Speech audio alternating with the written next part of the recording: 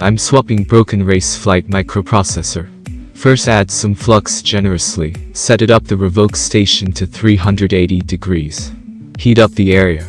Gently remove the chip, but careful about neighboring components. And this is the board which I need to plant salvaged microprocessor. Pre-tune the solder pads before solder. More flux really helps to reflow. Now place the salvage chip. Align it as much as possible, ideal to use two tweezers together. Again my heat 380 degrees. Gently reflow solder. Slightly cleaned it up for better view. Now need slight touch up for perfect connection.